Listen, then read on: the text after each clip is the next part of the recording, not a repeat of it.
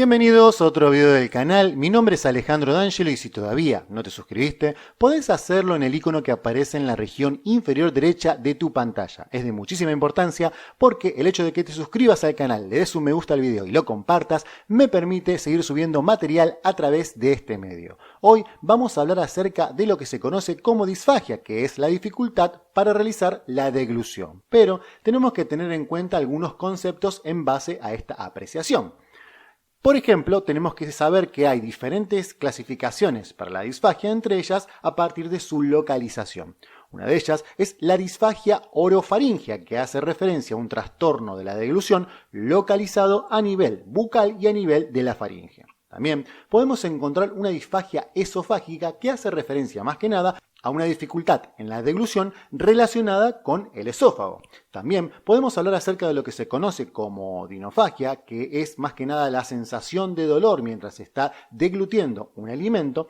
Y también podemos encontrar lo que se conoce como globo histérico, que es una sensación como si fuera un globo, per se, como menciona digamos la palabra, y se manifiesta como un dolor o una sensación de opresión a nivel del pecho. Estos son algunos conceptos que pueden aparecer cuando hablamos de lo que se conoce como disfagia. Ahora bien, cuando hablamos de lo que sería la disfagia orofaringea, entre las principales causas y las más frecuentes, encontramos lo que se conoce como el accidente cerebrovascular, que es una patología muy frecuente en pacientes que sufren de hipertensión y sufren de dislipemia, ¿sí? Más que nada, cuando hay un trastorno orofaringeo, el principal representante o causal de esta disfagia es el accidente cerebrovascular, pero no debemos olvidar que hay otras enfermedades neuromusculares como la enfermedad de Parkinson, la esclerosis múltiple, la miastenia gravis, otras miopatías inflamatorias.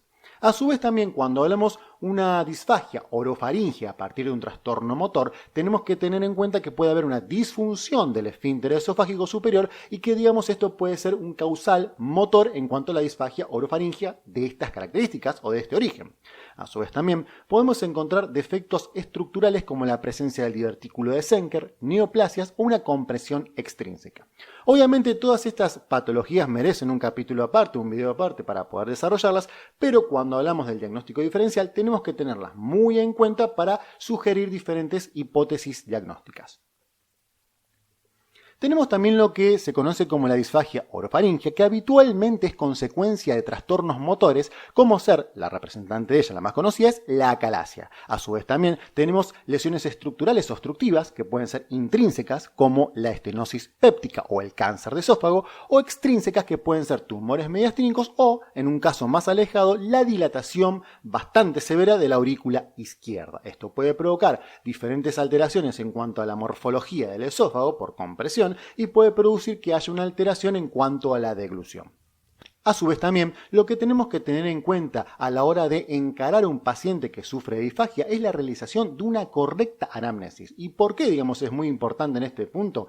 Porque las palabras, o mejor dicho, las preguntas guiadas que le hacemos a un paciente con esta patología nos ayuda a establecer una sensibilidad y especificidad diagnóstica de hasta un 80%, que es un número no menor a la hora de tratar de establecer una hipótesis diagnóstica para este cuadro precisamente. Entonces, tenemos que preguntar, ¿qué alimentos producen el síntoma? Si son alimentos sólidos o son alimentos líquidos.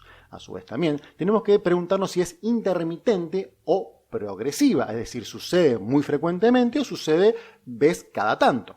También tenemos que preguntarle al paciente en qué momento se produce de la deglución, o sea, cuando está apenas ingiriendo el alimento o cuando ya lo ha deglutido. ¿Comenzó bruscamente, es decir, su inicio, su aparición fue de manera brusca? ¿Siente dónde se atasca el alimento? ¿Lo hace, digamos, en un nivel alto, elevado, a nivel de la faringe o a nivel esofágico? ¿Hay síntomas asociados como fiebre, pérdida de peso, sudoración? ¿Existe, digamos, algún síntoma que puede, digamos, acompañar a este paciente? Cuando hablamos, digamos, de la pérdida de peso, tenemos que preguntarnos también si existe, por ejemplo, astenia o cansancio, que son parte muy importante, fundamental y conceptual de lo que se conoce como el síndrome constitucional. También tenemos que preguntar al paciente si usa fármacos, ya que muchos pacientes que usan aspirina o aspirineta a modo de prevención por alguna patología en particular o por algún otro motivo, pueden inconscientemente al ingerir estos fármacos causar daños a nivel del tracto gastrointestinal. Con estas sencillas preguntas estaríamos estableciendo cerca de un 80% de probabilidades el diagnóstico.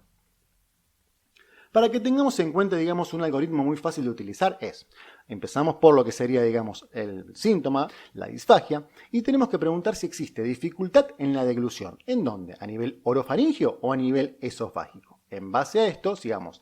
Si tenemos una disfagia orofaringea, es muy fácilmente visualizable y podemos evidenciar si hay algún trastorno local de una manera mucho más sencilla.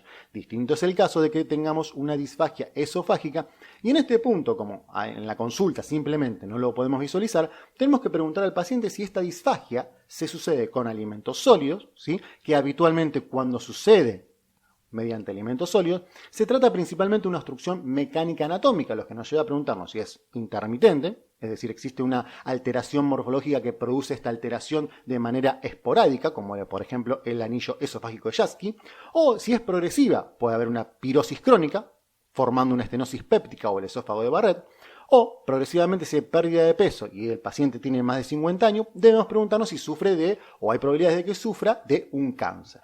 A su vez, si la disfagia es consecuencia de la ingestión de sólidos y líquidos, es mucho más probable que este trastorno se deba a un origen neuromuscular. También debemos preguntarnos si es intermitente, aparece con dolor torácico y puede haber, digamos, puede ser consecuencia de un espasmo esofágico difuso, o si es progresivo, también existiendo una pirosis de carácter crónico, y puede deberse esta pirosis a la presencia de enfermedades como la esclerodermia, o si hay regurgitación, pérdida de peso o síntomas respiratorios, a un mal funcionamiento de la motilidad esofágica, determinando así la presencia de una potencial acalasia.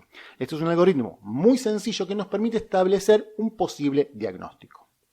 En el examen físico, como les mencioné con anterioridad, tenemos que cuando hablamos de una disfagia orofaringea visualizar lo que sería la cavidad bucal para ver si efectivamente se encuentra en buen o mal estado. En la foto podemos observar que hay diferentes piezas dentarias que se encuentran en muy mal estado, con lo cual pueden favorecer que exista una disfagia orofaringea, ¿sí? Pero, como les mencioné con anterioridad, visualizar la cavidad bucal es mucho más sencillo. Ya cuando hablamos de un trastorno más que nada esofágico, tenemos que quizás evaluar la posibilidad de ver si no hay alguna otra señal, como por ejemplo la presencia de una adenopatía. Si les interesa saber más acerca de las adenopatías, les dejo un video acerca de estos trastornos, ¿sí? Pero digamos, tenemos que ir en la búsqueda de otros elementos que nos puedan orientar hacia otras patologías. Hay diferentes exámenes complementarios que nosotros podemos realizar a la hora de evaluar este tipo de pacientes. Uno de ellos es el esofagograma, es decir, colocar un medio de contraste y realizar una radiografía para ver cómo circula a nivel esofágico el contenido y ver si efectivamente existe o no una obstrucción. Como podemos ver en la imagen, digamos, si esto fuera una imagen normal, podríamos ver cómo se ve en esta región, todo blanco, pasando el contraste sin ningún tipo de problemas, pero evidentemente hay un trastorno que produce que el contraste se vaya afinando, como pueden ver aquí, y eso genera que el paciente tenga, digamos, esta disfagia ocasionada por ya sea una MOE externa o un proceso intrínseco que puede estar afectando la luz esofágica, como pueden ver en la imagen, ¿sí? Esta metodología es de muchísima utilidad. Lo que tiene como contrapunto es que es necesario irradiar al paciente y el paciente debe tomar el contraste y no ser alérgico al mismo para poder realizar este tipo de estudios.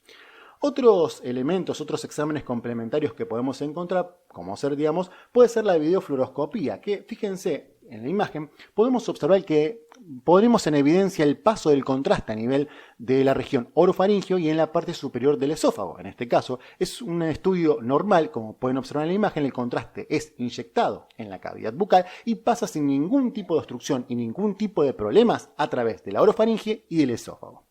A su vez también, uno de los estudios más conocidos y más utilizados en la actualidad es la realización de una endoscopía que nos permite establecer diferentes elementos a la hora de la evaluación del paciente. Como pueden ver en la imagen, las facilidades de este estudio es que nos permite visualizar directamente el esófago, el cuerpo del estómago, el antro del estómago y el duodeno. De esta manera podemos visualizar directamente si existe alguna lesión en la luz del tracto gastrointestinal, pudiendo identificar fácilmente el problema. Pero la principal, digamos, lo principal en cuanto a lo que sería la complejidad de este estudio para realizarlo, se requiere que el paciente tenga una cierta preparación y muchas veces también requiere que el paciente reciba anestesia para poder realizarlo. No es algo, digamos, totalmente frecuente, pero es algo, digamos, que puede complejizar el estudio y de esa manera generar que el paciente tenga, digamos, o se sienta más invadido, porque de hecho es un estudio invasivo. A su vez, también para diagnosticar algunos otros trastornos como ser la acalasia, se puede utilizar lo que se conoce como manometría, que permite evaluar las diferentes presiones y de esa manera evaluar los diferentes movimientos que sufre o que tiene, digamos, el esófago, para ver si existe alguna motilidad anormal. Se basa principalmente de la colocación de una sonda que llega hasta el estómago, y esta sonda tiene diferentes receptores que permiten captar las diferentes presiones, determinando así las diferentes alteraciones que puedan existir a nivel esofágico. Este también, como pueden observar, es un estudio invasivo. A su vez, también lo que se puede realizar es una nasofaringolaringoscopía, que es un estudio que se utiliza, digamos, otra vez como si fuera una endoscopía, pero no tiene la misma complejidad, ya que solo sirve para evaluar principalmente lesiones de carácter alto, es decir, que se encuentran en la orofaringe, o también, digamos, la detección de diferentes tumores que pueden encontrarse más que nada a nivel, digamos, de la región nasal, de la faringe y de la región oral. ¿Sí? Es un estudio que básicamente no revierte una gran complejidad, pero así como la simple inspección de la boca nos permite ampliar un poco el campo visual.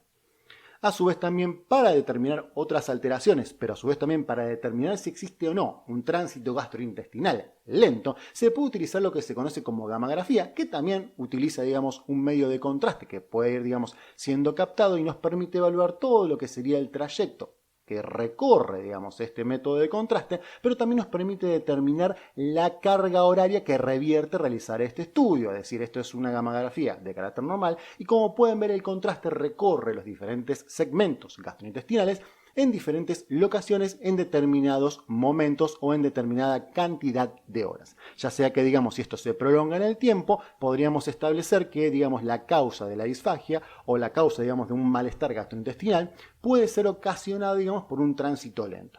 Estos son estudios que, digamos, deben ser seleccionados en base al criterio médico y que deben ser, digamos, utilizados de acuerdo a la necesidad que requiera el paciente. Es por eso que tenemos que tener en cuenta siempre un algoritmo diagnóstico para poder, digamos, encarar, digamos, la potencial causa de esa disfagia. Es decir, realizar una correcta anamnesis y un correcto examen físico y seleccionar, digamos, la realización de un estudio contrastado, aunque, digamos, en este gráfico establece que es uno de los primeros pasos a realizar. Muchas veces, digamos, en la práctica lo que se hace antes de realizar un estudio radiográfico es pasar directamente a la realización de una endoscopía, ¿sí? Esto, digamos, se presta un poco a discusión. El fundamento, digamos, de este salto de pasos es básicamente que no se prefiere exponer al paciente, digamos, a una irradiación innecesaria, ¿sí? Pero bueno, también, digamos, es discutible que se someta al paciente a un estudio realmente invasivo que puede como no necesitarlo.